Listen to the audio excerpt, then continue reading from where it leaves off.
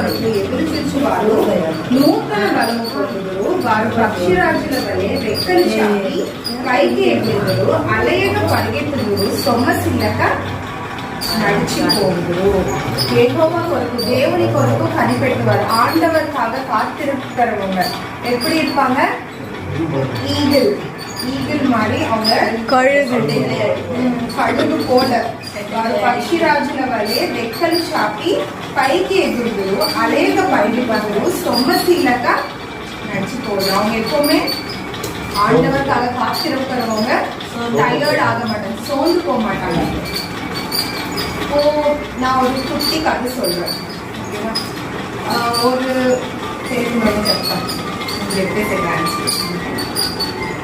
ఒక కోడి పిల్ల తన గుడ్లు పెట్టిన దగ్గర ఒక ఈగల్ వచ్చి, ఒక గద్ద వచ్చి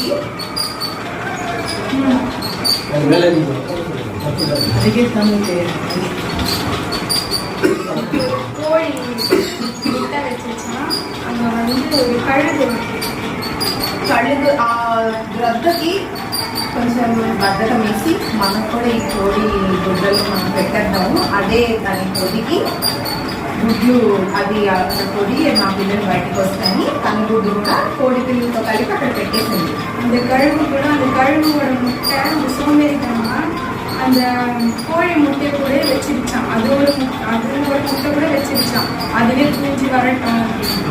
ఆ తర్వాత గ్రద్ద వెళ్ళిపోవడం జరిగింది. అప్పుడేమో அந்த కழுగు అన్నీ పోయిடுச்சு. ఆ తర్వాత కొద్ది రోజులకి కోడి పిల్లలు అన్నీ బయటకు వచ్చాయి. అలాగే ఈ గ్రద్ద పిల్ల కూడా మెల్లిగా బయటికి రావడం జరిగింది. கொஞ்ச நாளுக்கு அப்புறம் அந்த கோழி குஞ்சு எல்லாம் வெளியே வந்துருச்சு. அப்புறமா இந்த கழுகு అప్పుడు ఆ చుట్టూ ఉన్న కోడి పిల్లలందరూ అరే మనం ఎంత బాగున్నాము, మన కాళ్ళు ఎంత బాగున్నాయి, మన మొక్క ఎలా ఉంది, ఈ ఈగల్ మొక్కేంటి డిఫరెంట్గా ఉంది, ఇదేంటి ఎలా ఉంది, ఇది మనలాగా లేదు అని ఎలా అయితే మనుషులు మనల్ని పక్క నుంచి పొడుస్తూ ఉంటారో అలా దాన్ని అందరూ కలిసి దాన్ని వెక్కిరించడం, ఇన్సల్ట్ చేయడం, అవమానించడం అది చేస్తూ ఉంటారు. அது கூட இருக்கிற அந்த கோழி குஞ்சு எல்லாம் வந்து அது வந்ததுக்கப்புறம் பார்த்துட்டு இது கழுகு இதுங்க நாம இவ்வளோ நல்லா இருக்கேன், மூக்கு கை வெள்ளம் இவ்வளோ நல்லா இருக்கேன், ஆனால் நீ இது ஏன் அப்படி இருக்குது, அது மூக்கு எப்படி இருக்குப்பாரு, அது எப்படி இருக்குப்பாருன்னு சொல்லிட்டு அதை కేవలమా అసలు అవమానం పట్టి ఇన్సల్ట్ பண்ணுறோம்.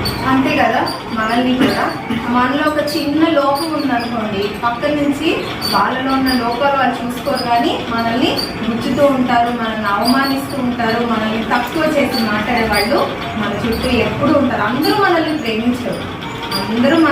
ప్రేమించరు, కొంతమంది మాత్రమే మనల్ని ఇష్టపడతారు, ప్రేమిస్తారు. దేవుడు మనల్ని ప్రేమిస్తాడు, కానీ మనుషులైతే అందరూ మనల్ని ప్రేమించరు. இப்படிதான் நம்ம கூட இருக்கிற மனுஷங்க நம்மள கூட அப்படிதான் குத்தி பேசுவாங்க, அப்படிதான் நம்மள குறைச்சி பேசுவாங்க. அந்த மாதிரி தானே நம்மள யாரும் வந்து நேசிக்க மாட்டாங்க, எல்லாமே அதே மாதிரி தானே பேசுவாங்க.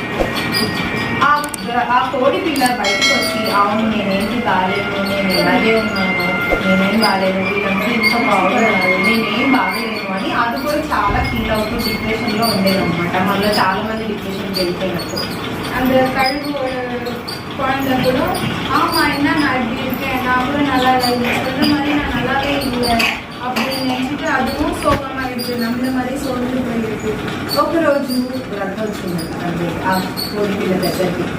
ஒரு நாள் கழுகு வந்துச்சு, వచ్చి నువ్వు రద్దవి, నువ్వు కోడి పిల్లలు కాదు, లే రైజ్, ఆ రైజ్ లేచి ఎగురు అని చెప్పింది.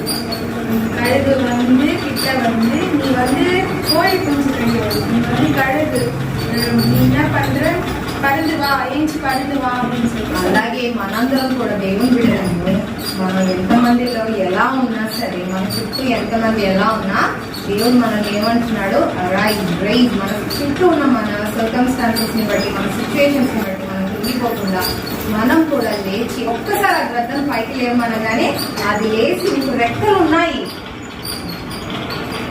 அப்படித்தான் நம்மளுக்கு ஏசப்பா வந்து நம்மளுக்கு யார் என்ன வேணா சொல்லிட்டு போட்டோம். ஆனா ஏசப்பா இதுவரை நம்ம ஏசப்பா என்ன சொல்றது, நீ வா, ஏஞ்சி வா, அவங்க சொல்ல ஒரு வார்த்தை. ஆமென். கழுகு போல உயர உயர நம்ம பரவணும். இந்த 2025 ஆமென் சொல்ல மாட்டேங்கிறேன். நம்ம என்னவா இருக்க ஆசைப்படுவோம்? காக்காவா, குருவியா, கிளியா, பாத்தா? எதுவுமே கிடையாது. கழுகு மாதிரி ஒரு பறவை இந்த உலகத்துல இல்லை. அது எவ்வளோ தோல்விகளை பார்த்தாலும் சோர்ந்து போவே, அவனுடைய உபத்திரவம், அவருடைய பாடு, அவருடைய ப்ராப்ளம் எதுவாக இருந்தாலும் அதை தாண்டி, அலைகளை தாண்டி போகக்கூடிய ஒரு பறவை எதுன்னு கேட்டீங்கன்னா என்னது? அவருடைய கண்கள் எப்பவுமே பார்த்தீங்கன்னா விழிப்பா இருக்கும்.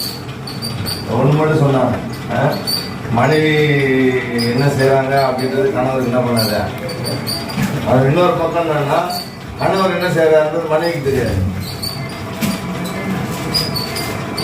அவர் எந்த அளவுக்கு வேலை செய்யற